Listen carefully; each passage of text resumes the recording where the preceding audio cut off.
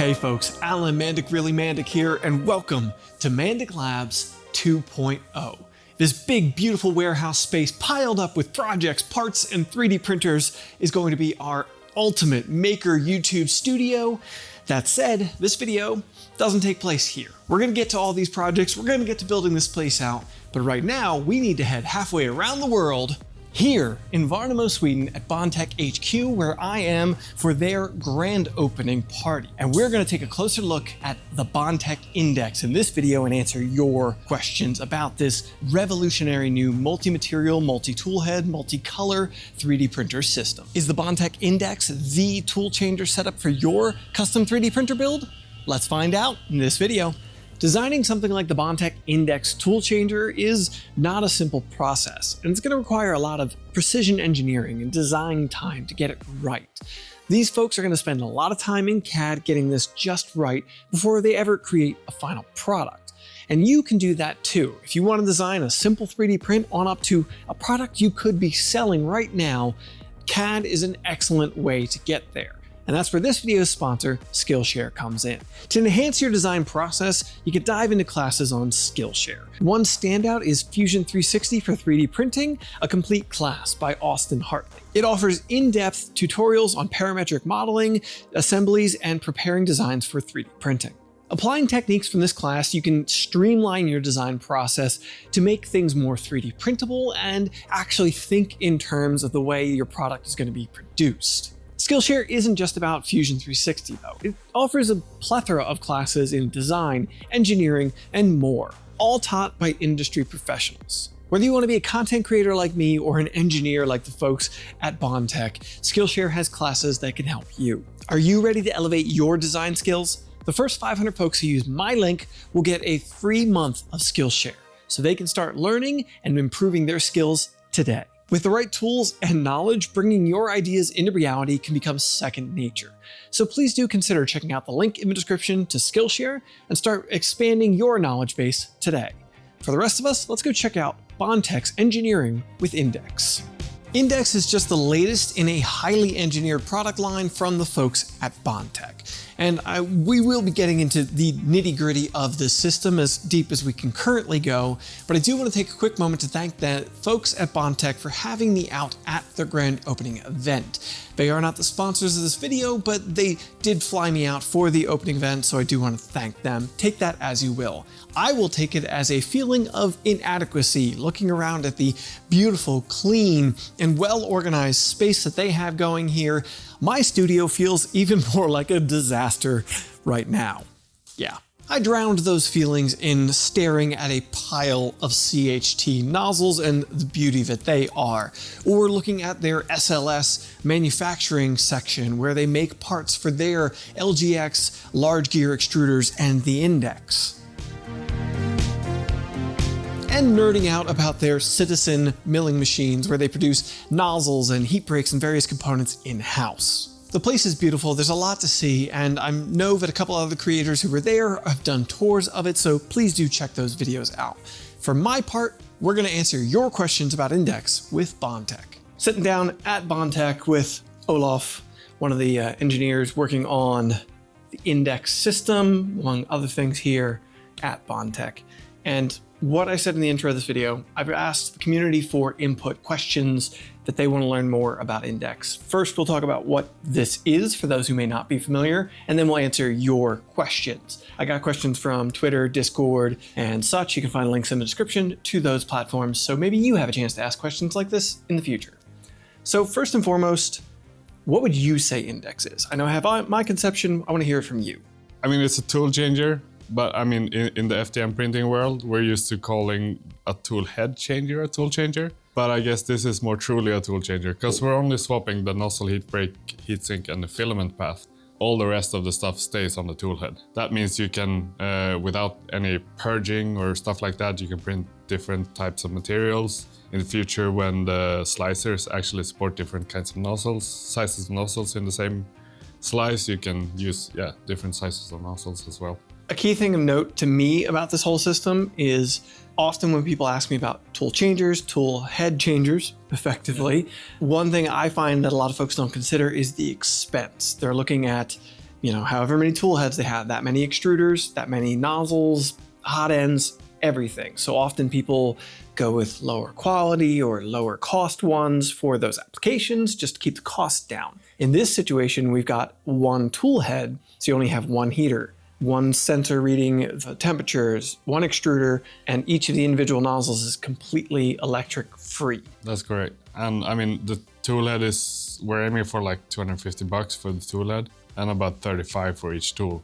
So, I mean, the cost of adding more tools is going to be vastly cheaper than current options out there. Now, those tools, the nozzles in this situation, are a new proprietary design. We're not looking at your RepRap or your Mark 8 nozzles any longer in this application. I assume, and I do believe, that that's down to design constraints. Trying to work around some old standard for this application just didn't make sense, I'd assume. I mean, for one, we're using inductive heating, so it has to be a ferrous steel, so we can heat it up using induction. And we also want to keep the thermal mass super low, which let us heat the nozzle very fast, and it also cools down very fast. The effect of that is that you don't give time for the filament to ooze when it's parked, and also the polymer doesn't degrade from sitting hot and idle for a long time. No particular order, we'll go through a handful of questions, starting with some from Twitter. We've already kind of touched on this, but do you lose any build volume using the setup? If so, how much? Now, you said on this V0, we're losing basically tool depth. Yeah. What is that? Do you have any idea? From memory, I would say it's about 27 millimeters. On some platforms, you have some kind of margin. You can go outside the build volume. Like that RatRig VCore 4 you have on display, that thing has so much extra space around it, I'm fairly sure you're probably not losing any build volume on that application. One question from the community is, how realistic is it to route everything to the back? Whereas this machine, the V2.4 you had in the demo, they're all on the front. Now I can say, which I don't think the public's really seen at this point, we have here the RatRig VCore 4, everything's at the back, behind the gantry, the tool head's behind the gantry. So obviously, depending on what application. Yeah, definitely possible. And I mean, maybe it's not necessary. Right now we're using like these printed kind of springy ribbons. Yeah. And I mean, if you want to close your printer, maybe that isn't the best approach because the build, like the chamber is going to be so much bigger. Maybe just like piping the filament straight down without reverse bowdens is the best solution. Like with a rewinding spool holder to keep the filaments from tangling. So I mean, it's going to be highly dependent on the printer it's going to be set up on. And I mean, I bet there's going to be a whole ton of community mods out there as well once it's released. That kind of nicely transitions us to a next question, which is this an open modder install setup or is it directed at certain models? From my perspective, it seems like you are providing a platform that can be adapted to various applications. Yeah, I mean, both. We're gonna have our like supported upgrade kits where we have like step-by-step guides accounting for each and every component, each and every screw in the kit. We're of course gonna release reference geometry for the toolhead itself, like the bare bones setup, and maybe like a integration development handbook or something like that to support the ones who want to do like their own mods for unsupported printers by us. One of the questions is, I'd like to know the Klipper implementation and how polished they're hoping it will be to slot into a system. So are you using one of the existing community multi-tool head firmware setups or your own? Yeah, right now we only have like a suite of macros. It's a very simple setup. Like depending on what your Klipper configuration is going to look like, you may have to like start from scratch or adapt some things, but probably only going to have to like link in a config file and pretty much be done with it. Maybe set like some positions, tool positions, offsets, stuff like that. And as far as the printer knows, this system uses a regular heater and a regular thermistor. It's not going to be dependent on firmware as far as electrical connections go. Okay, a pretty basic question and something that crossed my mind as well. Do you have a general weight of the tool head? We don't. We're using a 22 millimeter steep motor like the LGX Lite Pro, so a little bit heavier there than the standard 20 millimeter motor. But I mean, I don't want to call it hotend because it isn't really a hotend, but the like filament melting thing, it's a bit lighter than I guess a normal hotend would be. So I mean, you're not going to be looking at like the highest performer out there, but it's not going to be too bad either. We also really should note that everything we're showing here and everything that has been seen to this point is beta. Yeah. Or arguably alpha implementation. So everything is subject to change when it comes to this between here and release. I mean, aesthetically, it's gonna look kind of similar, but we're gonna be able to move the nozzle and filament path way closer to the rail in the final release version. And yeah, it's gonna be different in weight as well. One I'm gonna guess you're gonna have to dodge the answer to, but I'm gonna ask it anyway. Do you have any concept of if there's going to be any INDX printers? I know Bondtech isn't looking to get into the printer game, but maybe somebody else is looking to. Maybe. I can't disclose anything right now. Release date, I believe the tentative answer is November. It seemed like we're probably still on track for that at the moment. Yeah, that's accurate. We're still on track for late November during Forum Next. Something I haven't heard yet, and I don't know if this is a subject change thing, but temperature range. You said you're using a Ferris melt zone of the hot end. What's our upper temp limit on this? Are we looking at engineering potential materials, or is it maybe the printed parts that are our limiter? The upper temp limit of the nozzles, we have our our vanadium steel that we make the CHT bimetal out of, and that's good up to 450 degrees. The limitation is probably gonna be like around the silicon sock, the temperature of the circuitry, I mean the current enclosure temperature, so it's gonna be, I mean, kind of fluid, but we have to like do some more testing and find out like the reasonable limits. It would surprise me if we wouldn't be able to get up to like 270, 280 at least. Like 300 thereabouts and above, that's a bit of an unknown right now. Along those same lines, and as some folks have asked, the assumption with the question I got was that nozzles are brass, but we've already indicated a couple times now that they are the vanadium steel. Is that going to be the only option as far as nozzles are concerned? Do you find that you think that's going to have the wear resistance some folks may want, or? Yeah, I mean, vanadium steel, when we harden it, it's very hard. I don't think we're gonna be finding like more suitable candidates because it's gotta work with the inductive heating. So like tungsten is a no-go. I mean, it kind of would work, but the efficiency would be so low that it wouldn't be a smart choice. Maybe we would do like different tipped versions. If you want like ultimate longevity, we could do a tungsten, maybe diamond tip. Do you have any hurdles that you had to overcome in this whole setup that you can highlight, something that, a challenge that really bugged you, was difficult to get around? I mean, the openable extruder front. We did a lot of different like prototypes and yeah, like different takes on it. I think, I mean, where we're at on this toolhead, this one doesn't look very nice inside. The final one, which we have like under development, is gonna be really good. And like making that work together, I mean, not using another motor or servo, was one of the big things we wanted to achieve. Because we're using a partially like geared cam, I guess we call it. And like having that go into the extruder gears and not having them seize up, that was kind of hard to figure out. But something I don't know if it has been highlighted that kind of mentions is, I observed it and asked the question, that's when you explained to me the cam system. It almost seems like on filament swaps, it's doing like a cutter operation where the tool head will move over, bump up against a stopper. But what that's doing is actually actuating that cam, pushing it into place to engage with the extruder gears, so that then when the extruder motor turns, it actually opens the extruder gears for the tool head swap. And then the next time the extruder begins again after the swap, it kicks back into where it needs to be for the auto adjustment. Yeah, so in the macros is, you go into an X position and you do a retraction, and then you do an extrude to close them again. Yeah. So it's, I mean, it's very simple, advanced but simple. Is the kit gonna come with the CPAP? Is that gonna be additional?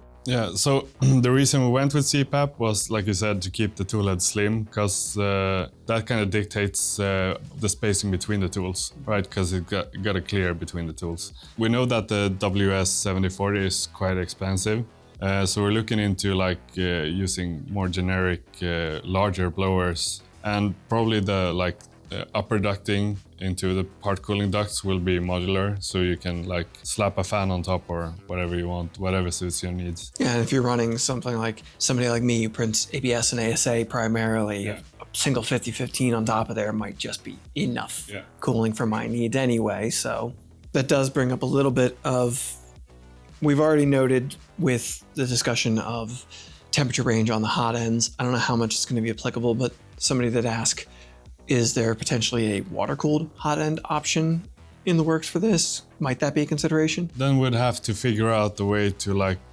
thermally couple something while it's in the tool head. I mean, because you don't want to like add the water tubes to each and every tool.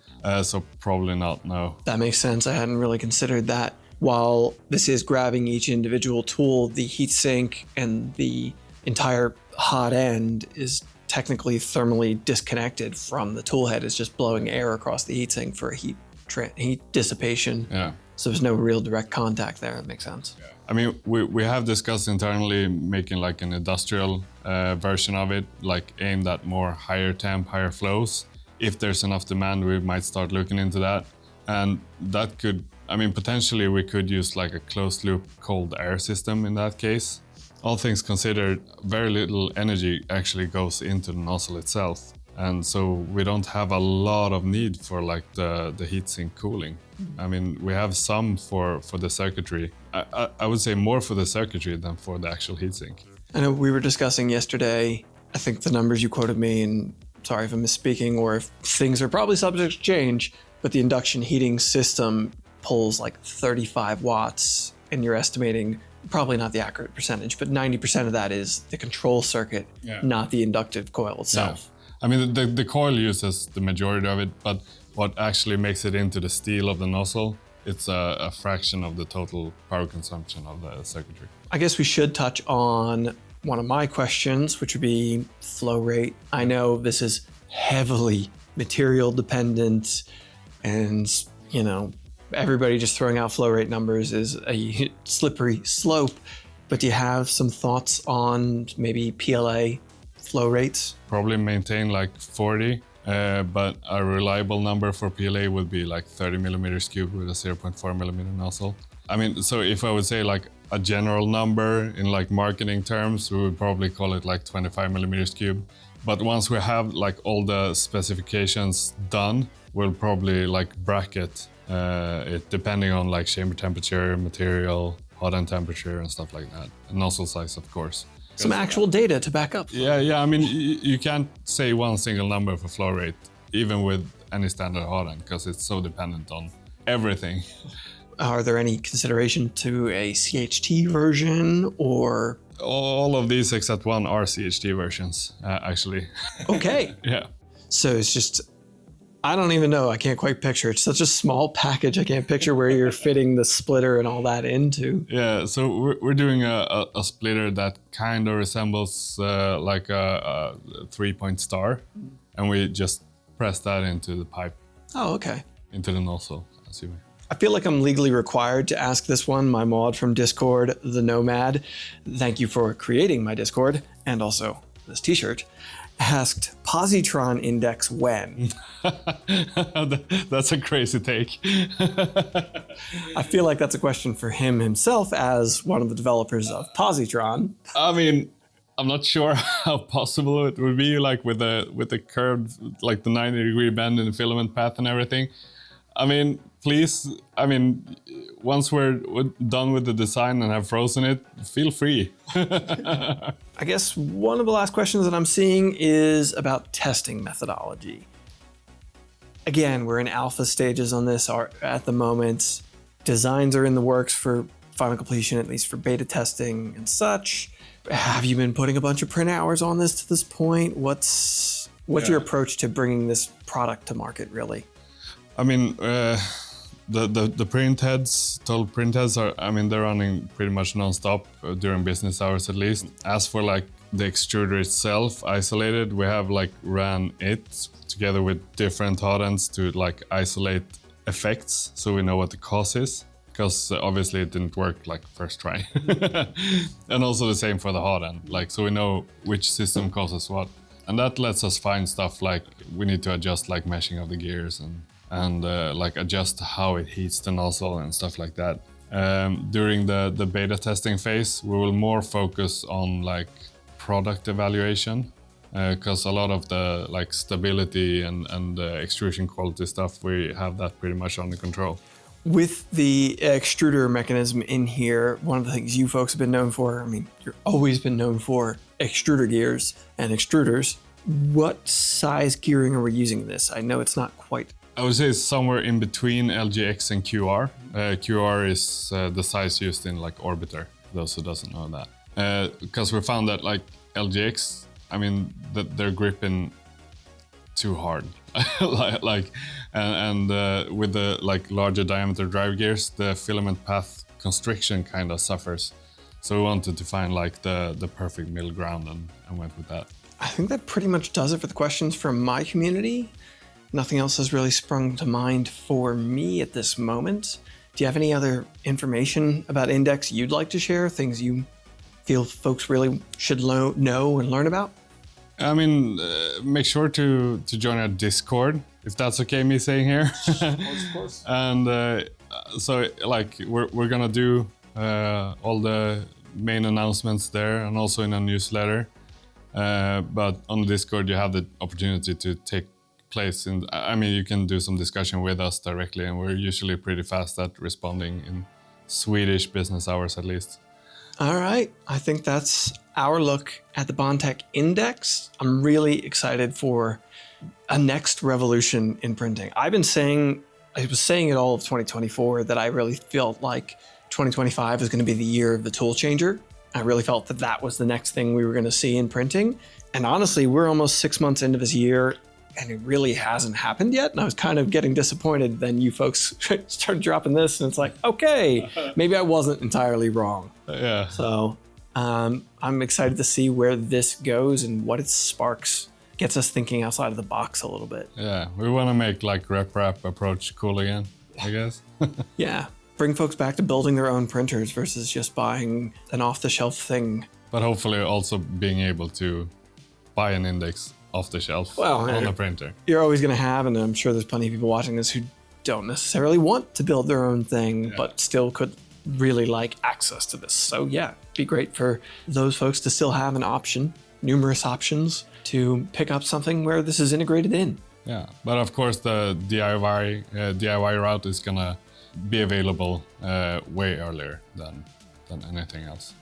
All right, well that's been the Bondtech INDX coming from Bondtech HQ here in Sweden. Thank you, Olaf, for chatting with us about this. Thank you, been great. So thank you to the folks at Bondtech for having me and sitting down and discussing INDX with me. Not just Olaf, everybody on the team was more than willing to discuss as much as they could at this point in development about the system, about their entire process when it comes to producing high quality products at Bondtech. And I really appreciated that.